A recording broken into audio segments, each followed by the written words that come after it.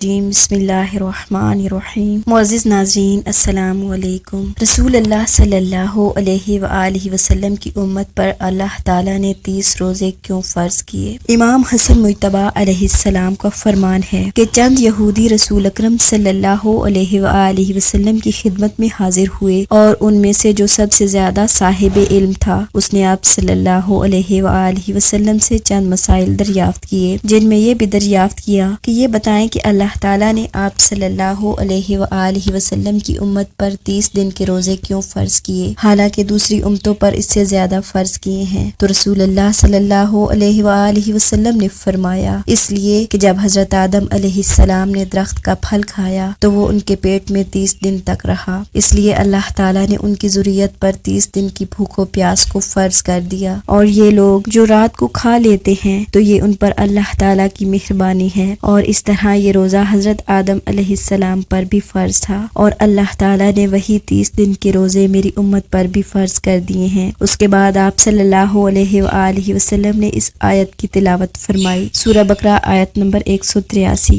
جس کا ترجمہ یہ ہے، تم لوگوں پر روزہ فرض کیا گیا ہے جس طرح تم سے اگلے لوگوں پر فرض کیا گیا تھا، تاکہ اس کی وجہ سے تم بہت سے گناہوں سے بچو، وہ بھی ہمیشہ نہیں بلکہ گنتی کے چند دن۔ یہ سن کر یہودی نے کہا، اے محمد صلی اللہ علیہ وآلہ وسلم، آپ نے سچ فرمایا، مگر یہ بتائیں کہ جو شخص یہ روزہ رکھے اس کے لیے اجر و ثواب کیا ہے؟ تو رسول اللہ صلی اللہ علیہ وآلہ وسلم نے فرمایا، جو مومن پورے احتساب کے ساتھ ماہ رمضان کے روزے رکھے گا تو اللہ تعالیٰ اس کے لیے 7 باتیں لازمی پیدا کرے گا۔ پہلی یہ کہ حرام کا مال اس کے جسم سے پگھل کر نکل جائے گا، دوسرا وہ اللہ تعالیٰ کی رحمت سے قریب ہو جائے گا، تیسرا اس کا یہ روزہ اس کے باپ آدم علیہ السلام کی خطا کا کفارہ بن جائے گا، چوتھا اس پر موت کی سختیاں آسان ہو جائیں گی، پانچواں قیامت کے دن اس کو بھوک و پیاس سے امان مل جائے گی، چھٹا اللہ تعالیٰ اس کو جہنم سے برات کا پروانہ دے دے گا، ساتواں اللہ تعالیٰ اس کو جنت کی پاک و پاکیزہ چیزیں کھلائے گا۔ اس یہودی نے کہا، اے محمد صلی اللہ